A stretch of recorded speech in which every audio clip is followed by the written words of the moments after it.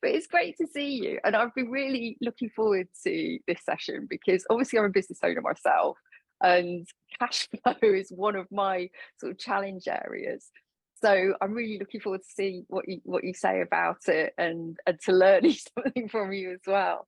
So I mean, we're going to talk about cash flow projections and how to improve your positions. So I'm going to hand over to you, let you talk about it, and I shall ask questions and take notes so that I learn too.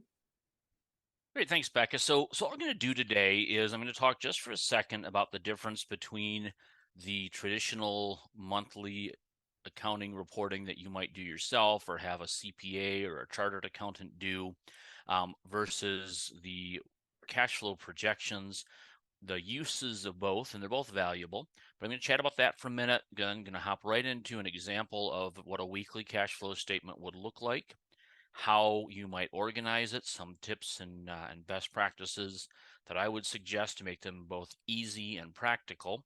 And then once we talk through a little bit about how they work, then talk about how we actually use them to manage and how they might guide decisions, identify problems, some of the solutions for those problems. All with a caveat, this is going to be a real simple cash flow projection from a fictional company called Bob's Pub. And Excellent. so you may have a more complicated projection that needs to be put in place. It may have a lot of different types. We see them with different revenue streams and different products and different uses. You might have lines of credit that you've got to factor in as far as how Yeah. receivables and inventory move around. There's all sorts of advanced things you can do. This is really simply to sort of get the juices flowing around the idea of what to do with. So that sounds good. And I'll go yeah, no, for it. it's great. And would this apply to any type of organization, whether it was service industry like me or any? I mean, obviously this one's not retail, hospitality company, Yeah. but is it the same tactics for everybody? It's the exact same practice for everybody, and that's probably a good segue into why these things are important. And firstly, to say they're vastly underused. Very few people actually use a cash flow projection to manage their business. We're very familiar with the monthly financial statement or the annual financial statement. Mm. Sometimes we're really disciplined, and 5 days after month end we have the numbers. Other times, 6 months after year end, we have the numbers. Either way, those are what we call historical financial statements, and they tell us what happened. And Yeah. if they're prepared by a certified accountant or a chartered accountant, they're probably prepared in accordance with GAAP if you're in the U.S. or IFRS if you're in other places, and they've been sort of boilerplated so that they're all apples to apples. So anybody who looks at those sorts of historical financial statements can rely on them and can compare them to other similar financial statements because they're prepared under the same methodology, and it's all very valuable and very good, but it really tells you what happened a while ago. And so I'll give you a great example. If it was December of 2019 and you got your or your annual financials in March of 2020, how useful do you think December or 2019's financial statements were for managing the business during the slight disruption that happened in 2020? Yeah, I can see that. Not very, right? Things No, change. just a And bit. yeah, and what we found since then is things haven't stopped changing, right? The world is changing at an ever increasing pace, and you can't be 6 months behind or even a month behind Mm. oftentimes without finding yourself potentially in trouble. And so what these weekly cash flow projections do is they start off with what cash you have today, call it Yeah. Thursday, June 8th, and we project what cash we think is going to come in the next 7 days, what needs of cash we have, and we compare those. And if we have cash in the bank today and we have more cash coming in than we're going to use in the next week, then our cash in the bank will go up. If we're going to use more cash than we're going to get, the cash in the bank will go down. Sooner or later, if we keep using more cash than we get, the bank Mm. cash will run out. And Yeah. therein lies the ultimate problem. And so what this cash flow projection does is it allows us to to take a look out, and 13 weeks is what we recommend as the short-term cash flow projection. Everybody should be looking essentially quarter by quarter, saying, what do we think is going to happen? We do it weekly because you can run out of cash, in the wrong weeks. If you have payroll one Yeah, week and you don't get, yeah. No, I mean, that's and absolutely true, because I've seen that in my own business. And I find this is the most stressful bit, is sort of trying to work out, because you've got all sorts of different things going out and you've got to pay your people, and, yep. what's coming in. And I find it quite hard actually to keep tabs of everything. Plus, you're trying to run the business. So Well, you you're are. looking everywhere. Yeah. Yeah, and what you'll find when we go through this is that it's fairly easy to identify when you're going to pay things. You know when the monthly electric bill is, you know when payroll is, you know when insurance payments are due and tax payments are due and these different things. And so there's always some surprises that pop in, so you want to have something baked in for those surprises. But by and large, the easier part is saying, when do we have to pay things? We're very seldom surprised by not having to pay something when it was due. What is tougher is to prognosticate when the cash will come in. And so we'll talk about that as we look at these things. But that's probably a good segue to just hop right into what one of these Yeah. looks like a second. So I'm going to share my screen, Yeah. I'm interested in the, and you okay. should hopefully see something Yeah. showing Bob's Pub in the upper left corner here, Yeah, that's it. and weekly cash flow projections. Yeah, and so for this example, we said we're going to start at the beginning of the third quarter. So July 1st of 2023, we'll start our weekly cash flow statement. And so in this cell, you'll see we just put a date in. Here we have a formula saying equals that cell plus 7. And so Excel will simply kick out a week all the way along for you. So it's a very simple formula. We try not to type anything if we can help it. As we work our way through in this example, it's important to recognize we're talking about a cash business here, as opposed to a non-cash business, where you have receivables. So, very seldom do you go pick up your pizza and put it on credit, right? We're going to come back and Yeah. pay the restaurant later. You may pay a credit card, you may do that, whatnot. But so for this example, the when the cash comes in is where the service is provided. So there's some matching there. In a manufacturing company where they maybe get paid 60 days later, what we'd be looking at here is the sales 60 days ago, Yes, and of how course, much of cash would course. come in. Yeah, So a real important thing to understand, and we're not going to try to delve into that too terribly much, other than to say that it's important to recognize this is not income, as in when a sale is made and you ship something off to China or Australia or something, and the cash comes later. In the GAAP financial statement type, you'd show the income when the sale is made, but that's not this. This is saying, okay, when are we actually going to get paid? And so that's the most important thing here, is trying to have a good understanding of when we're going to get paid. And what I would yeah, do to start is I would simply take some period of time, maybe it's last year, last quarter, last month, and I would take a period of time, not just a week, it's got to be more than that, probably at least the last quarter is best practice. You have 13 weeks, and I would take the total that you got in food, total you got in pizza, total liquor sales, and I just divide it. If it's by 13 weeks, I divide it by 13 weeks and say, okay, we're going to start off and we're going to say, as our base gotcha. point, Yeah, that we're going to have the same performance as we did historically. Now, I would then sit back and say, okay, is there anything that's changed that I know about offhand? Did we just bring in a new line of liquor that costs more? Did we just put in a new pizza oven? Did we just add Uber Eats to the delivery, or something that might impact things? So you do yeah, think through that, but if nothing's really changed and you think performance is going to be just kind of the same, then you say, okay, are we going to go up or down each week? And so here, we're anticipating about a 3% growth rate per week. So there's just a formula here that takes $30,000 times 1.03, and we sort of work our way through. In this case, we're okay. anticipating a 3% growth rate, just perpetually during this 13 weeks. Right, and is that, have you taken that growth rate from what happened in that other quarter that you're looking at, or in the last quarter? Yeah, so we're saying, okay, we're going to try to improve things. We are working to manage the business, and so we Yeah. expect to have some change. We're either advertising, we're doing some special deals. There's something that we're doing to try to Mm. drive the business. And you Okay. may also need to factor in, what's going to happen around holidays. Is there a holiday that's in this period, like in the U.S., July 4th? July 4th is in the week of July 1st. And so what Yeah. happens to your restaurant during July 4th? Do you sell a whole bunch of stuff because nobody wants to cook, or do you not sell anything because everyone's home barbecuing? And you'll know that from years past. You'll know that from Yes. Yeah. trends and whatnot. But you'll think about those seasonal things that might impact it. And so there's a lot of considerations, and this is probably where it's time for a plug to try to bring in a professional to help you with some of this. Yeah. I was just thinking that spreadsheets aren't my Yeah. strong point.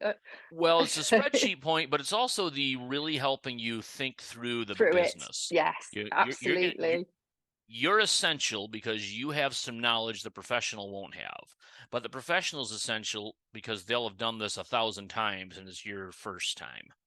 And Yeah. so you sort of need both. And there's great professionals. If you're in the U.S., you can give us a call at Raymond. If you're in the United Kingdom, in London, Menzies or Beavers and Struthers in Manchester, Manjudd in Sydney, wherever. There's firms everywhere that can help you with this sort of thing. Certainly, if you're having trouble finding someone that you feel confident in, give me a buzz. I can hook you up anywhere. Yeah. No, Happy to that's help. But yeah. you do need to have that. It's not a forever engagement, but it's something at least to help set up the model and think through things for kind of the first year. After the first year, you've probably got it in good shape. But so, we've got these Yeah, see, cash. I'd find that really helpful because Yeah, I'm so I'm a marketeer. I'm not a, this bit is for me is tedious, to be honest. I yeah, find it really difficult, and so having that kind of help for me is really important because otherwise I'll never get round to it because it's too yeah. difficult to think through as well. And So honestly, it doesn't take too terribly long. I mean, you're talking a day and a half of someone from stem to stern helping you think through oh these yeah. things. Well, I suppose So because they're used to doing it, isn't it? It's what you're yeah, paying them for. It's that knowledge, isn't it? Yeah, Yeah. and that maybe takes me to some best practices. The first thing to do is to make this thing look and feel like your normal income statement. Mm. All right, so it should, whatever your revenue numbers are here, whether it's tire sales or advertising revenue or what, I mean, that should be here. So we start with your financial statement.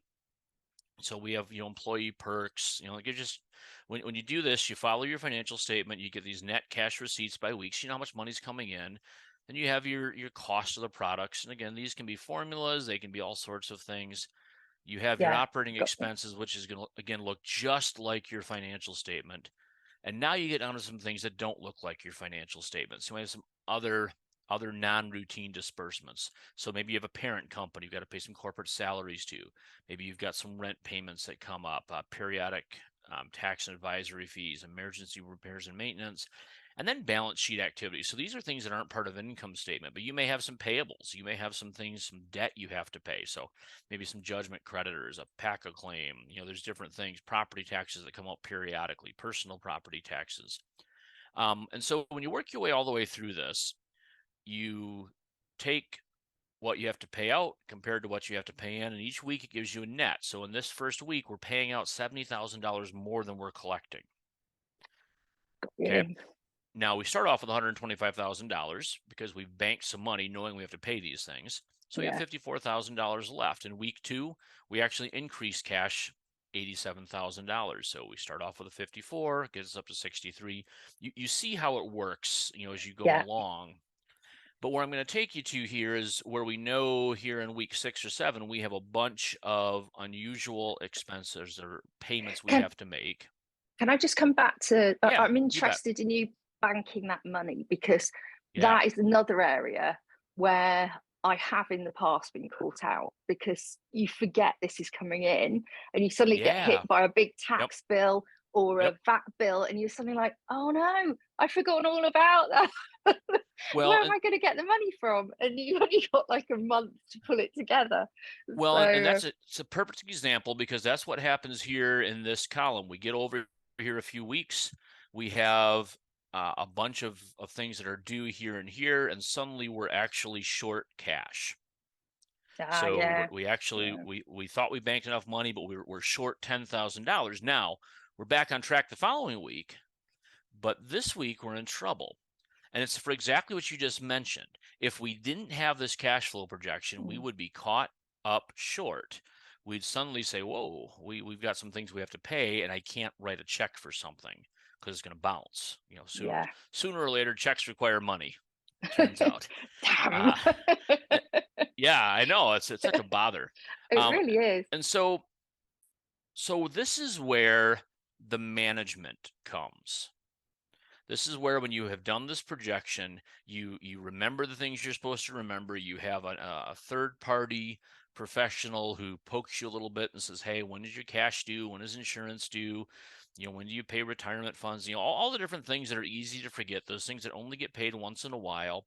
Um, they'll help you remember these things, and you throw something out there on the calendar, and you are on the calendar of the cash flow projection, and now all right, I have to figure out how I'm going to make up this deficit down the road. Now, $10,000 in a small business, maybe the owner just writes the check, right? Maybe they've just got a personal check. Maybe you sit down and say, okay, is there something I can do where I can drive a little extra business during some of these months? I send the food truck out to the manufacturing place, or the king's coronation's going on, so we make sure that we have the pizza of the month deal, or I don't know, any Yeah, number of yeah, things yeah, that you can do potentially to drive revenue or collections. And that's the other piece here about driving collections, right? If you know you're going to be short, then can you drive some collections earlier? Do you offer customers a discount if they pay you in advance, for example? Sometimes you give them a 5% off if they'll pay you 30 days early. um, you reach out and maybe you bundle something and say, listen, if you'll pay me 90 days of fees, I'll give you 120 days of service, or any number of ways that you can do it to try to drive collections faster. Sometimes it's just getting on the phone and calling somebody, right? It's just yeah, yeah. calling that It's customer that and saying, hey man, I got payroll coming up, help me out here. uh, and so let so me can I all of ask you a go question ahead. about the Yeah. bundling? Because it's something I've thought about and I've discussed with other people, and there seems to be a very split view on it, that you sort of train your clients to then expect discounts. So, what have you seen that? What do you think so about so so firstly, you don't have to do it with everybody. that? Mm, Right? If you need $10,000, you don't have to go out to all of your clients. You can just pick or choose. Either maybe someone's a very good client, and so, there's almost a little spiff for being a good client, or maybe someone is a decent client, but they could do more business. And so maybe your offer is, listen, if you'll, right now you split your marketing between three places. If you'll just give it all to me, we'll do something. And so you got to make an yeah. economic decision there, and you don't want to hamstring yourself permanently for a short-term cash need. um, but that is a strategy. Mm, It's just one of many. And again, you can think through what you want to offer. Again, if you just need, in this situation, if you just need $10,000, it's not an incredible amount. Now, if that bogey's $1 million, yeah. now you've got some different things to think about. and Now and I'm that looking for a whole new career. well, maybe not. Maybe that's going to be, you may have a seasonal business, right? Maybe a ski resort, or a Yes. restaurant. Maybe Yeah. Bob's Tavern is up in the ski mountain, and it's only busy during part of the time, Yeah. and it's actually very profitable over the course of the year. But when you do your cash flow, you recognize that during parts of the year, you're up against it, and other parts of the year you're flush. And so part of the cash flow management is not to blow through all of that cash when you're flush, right? It's to hold on to it.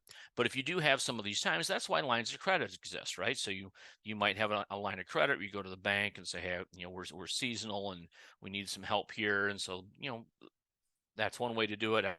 Equities, Yeah. another. Managing the cash flow if there's bigger issues. But I suppose the real point here is that, we use the example of a ski resort as a seasonal business having, cash ups and downs, and it's all very easy to understand when you think about a ski resort. But the reality is, it is everybody. I mean, almost every business has better and worse times of the year for cash. Mm, And so, this process of managing it just becomes extraordinarily critical. And again, if you do this exercise and you find out that you've got some periods of time that are super tight cash wise, and too tight, you're out of ideas, none of your ideas are working. Again, that's where you call the professionals and you say, hey, Chip, help me out. Can you, do you have any ideas here? Are there any thoughts that you might have? And there's a lot of things. Maybe it's a good business. You just need some more capital. Maybe you bring in a junior partner or a senior partner, or, those sorts of things. Yeah, and I guess because you've seen, as a professional, you've seen very similar situations, you can dip back into your experience and think, well, we did this in this instance, or this worked for this different company, and draw Yeah, on that. you do. And Mm, I'll tell you, if you're a company that does these cash flow projections, you will not get caught surprised very often, and you'll have weeks or months to deal with a problem. Where it becomes very difficult is it's Friday and payroll's today, and you yeah, just realize you don't have any money. Now our options are a lot more limited, and it's a lot more urgent, and it's everything is more expensive, everything is tough. And so by properly managing these things, you can take a look, but you can also see what the end game is, because while you do have a lot of tools to manage cash on the short term, if you do this for a year, I don't care what your financial statements say. If at the end of the year you started with $125,000 of cash and you need $1 million, and you're not going to have $1,125,000 at the end of the year in cash, mm, you didn't break even. You may have a bunch of accrual based income. Maybe you've got depreciation expense. You do all sorts of things with the financials, but ultimately cash still becomes king. And this cash flow statement should show that at the end of the year, you're going to make that cash. Now, where there's a few caveats is if you have distributions to owners or something that's decreasing cash, I'd add right, those things back. But if you just look at the cash balance, if you as the owner, if you're working your tail off for this small business, you're not taking out any cash, you're trying to make ends meet, your cash isn't going up. Now it's time to say, okay, what do we do with this? But that's all about the opportunity to manage using this management tool. I'll show you another thing that you can do. So this is the cash flow projection piece. And we've especially the first time we do this, we've made a bunch of guesses, right? We yeah, have we yeah, have yeah, yeah, guessed what we thought we'd do. You can very easily take a look at your forecast, and this is just the revenue piece. Pop up your forecast, and then at the end of the first 4 weeks, say, okay, what was my actual? Well, in this case, we forecasted 140, we made 173. We're good on the revenue side for $31,000. That's a good result. And so, you might go back in and true up your forecast a little bit if you think that's going to continue on. Maybe we were too conservative in our guessing, or maybe this is going to show that we were too aggressive in our guessing. But yes, either yeah, I see way, that. every month we should do this analysis and say, okay, how was our projection? And maybe again, there's a myriad of ways this goes. Most people have a bent where they're either wrong conservatively all the time, or they're wrong liberally Generally. all of the time. And And you and as the so professional need to work that out pretty sharpish, don't you? yeah, but this truing it up every 30 days allows you to start understanding your personal trends. Yes, What are yeah. your habits? How do you look at it? And then again, your professional can start modifying the model based on those trends. Yeah, I was going to say, because once you start to see the variance, there's a regular variance, you can start to project that forward into the guesses that you've made going ahead for the rest of the year, can't you? You So, can, and there's some reality here too. So this particular model goes on. I think it's a 3-year model, so it goes right. on for 3 years. And if you look at the end of the first year, you can compare that to your historical financial statements. And if you're projecting, if that you're going to make 10 times as much money as you've ever made in the past, that's a clue your projections are missing something, or they're too aggressive. Similarly, if they're way less, you have this. So there's some reality checks that your professional can make. You can make them too. But what I try to do is I try to firstly do the best we can to start with. I do try to err on the conservative side, right? I'd rather have more money than Yeah, less I money. do too. At the end of it, and then I would every month true it up and say, how am I doing? Did I miss something? Did I miss something that's a one-time thing, right? Where there's, again, King's coronation, drove a lot of business, lots of pizza got bought that day. Well, that's not recurring, probably, very often. Or is it something that's a recurring thing where, okay, every Friday the subway workers are striking this year, and so they're buying a bunch of pizza for everybody. Those sorts of things you can start to figure in. But as you actually use these cash flows, as you true them up every 30 days, as you monitor what goes on, you'll start to refine them. You'll start to miss fewer things. You'll start to have better projections, and it'll start to be more automatic. You personally will be less needed. You can delegate it down to a team member, or have the professional update it Yes. once a month. But it is a good thing to be accountable with. It is a good management tool, and you can model these things out to include your lines of credit. You can model these things out to include income tax projections, state, Yeah. local tax projections. If you have international business, you can do foreign currency exchange rate type things, and you can build into the model ranges as well. I've seen some, like foreign currency exchange rates is a great one, where you say, okay, we're not sure exactly what the exchange rate is going to be in 90 days, so let's Yeah. build out a range. Let's look at the 90-day low and high from the last 90 days and say, okay, what is that going to do to us? So lots of sophisticated ways that Oh, you can that's do clever. this. Yeah. So you can predict if it's bad, then this is what we've got to think, and if it's good, then Yeah. we're in a yeah. Yep. So And you you can kind of do want to look at the worst case scenario, don't Yeah, you? and you can do the same thing here. So, for example, another thing that I might do early on in our cash flow projection here is I might actually have 3 of these weekly cash flow tabs. The "What if everything goes to hell in a handbasket" tab, this tab, which is I'm going to call the medium tab, and the "Holy smokes, do we have enough people to serve everybody" tab. So we can see what it looks like if you have a really bad time, what we think the time's going Right. to be, or we blow the top off the thing. And so again, you can play around a lot of different ways, but the very critical thing is get started, and whatever you do, true it up after the first 30 days and see how you've done. Yeah. Take a real look, and there's not a right or wrong. No one's in trouble. If you've gotten it all wrong, learn from those first 30 days and try to make the next 30 days a little bit better, and you just keep on going along. If you need to use your professional to keep you accountable, that's an easy thing to do. They'll be happy to help. But this tool should be used by every single business. um, the ones that don't use these tools and get in trouble are the ones that I deal with on the insolvency side, where again, it's Friday, there's no money for Yeah. payroll, taxes are due, and they've missed payments with the bank, and all these different things go on, and they're not quite sure what happened. And usually it's because they hit a market right and they just coined money for a little while. They never had to worry about it because they always had money. But we know that Yes. businesses go through life cycles, right? And there's sooner or later every business goes through what I'm going to call a mature life cycle point, where they stop coining money and now they've got to manage it. And if they were smart when they coined the money, they kept a bunch of it, and they're flush with cash.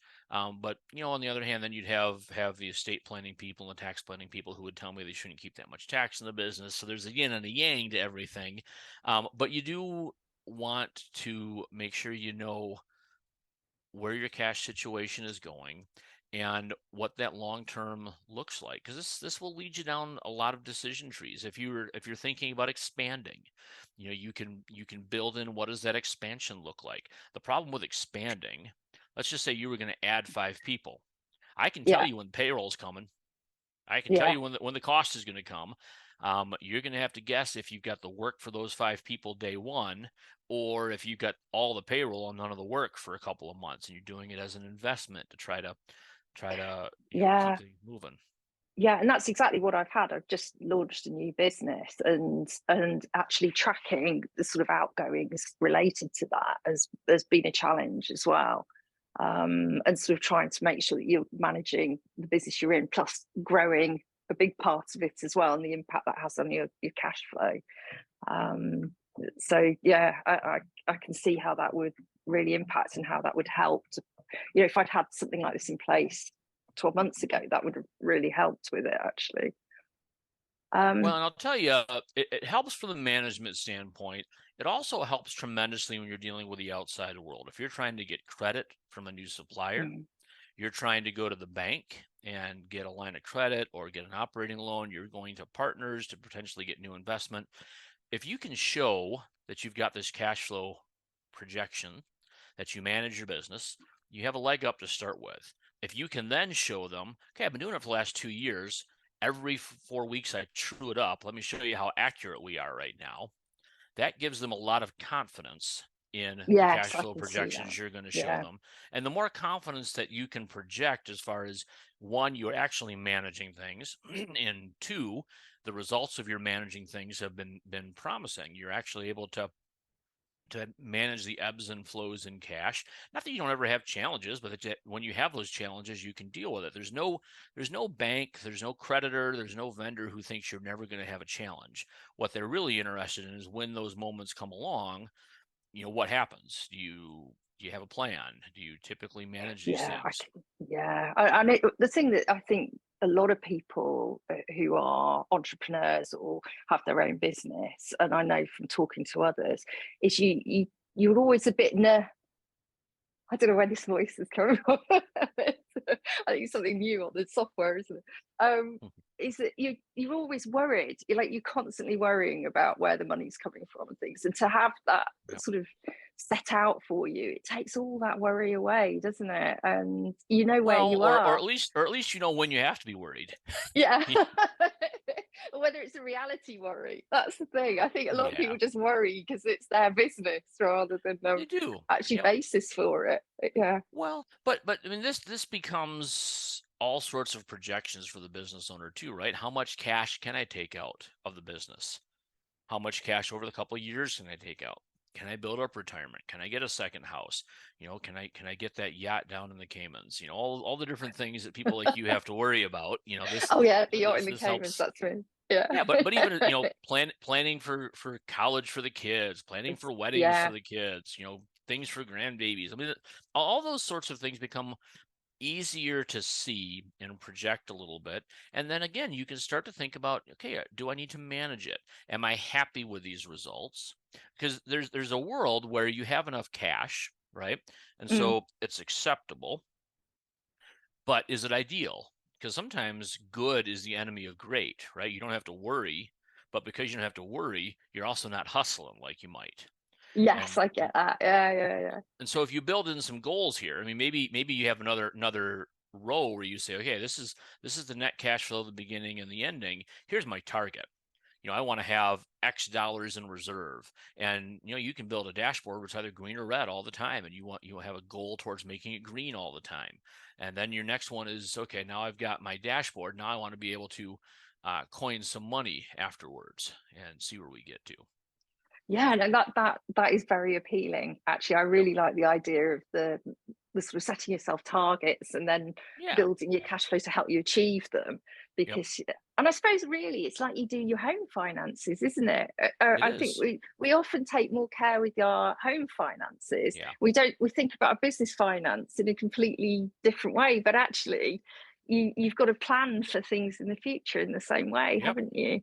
Yeah. Yeah. Yep. That's, Yeah, for sure. I mean, and this is just that tool that lets you be perspective. The historical stuff is all good and it's all important to understand, and all of your external parties will be interested in that too. But this cash flow projection, this is the thing. If you do ever get in trouble, this is the first thing that your insolvency professionals are going to do, because it tells them how much yeah. trouble you're in, and that tells them when they need to get cash, and what all the news is. So hopefully this has been helpful, Becca. Hopefully it's been helpful to you. Hopefully it's something Yeah, that users definitely. can use. I think we'll probably have a couple of more sessions that we do on some more advanced versions, but I hope this has provided a good vision for what it looks like, how easy it is to set up, and some of the things you can do with it.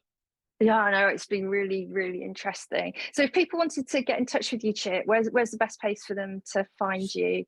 So they can get me at the Raymond website, REHMANN.com. They can get me on LinkedIn. Any of those places are easy easy to get to, and I'm on them all the time. That's brilliant. Well, thanks so much, Chip. That's been hugely helpful. I've got a lot of homework to go and do now. So I'm going to go get started. Right. Anyway, Fantastic. thanks for your time, Chip. Thanks, Becca.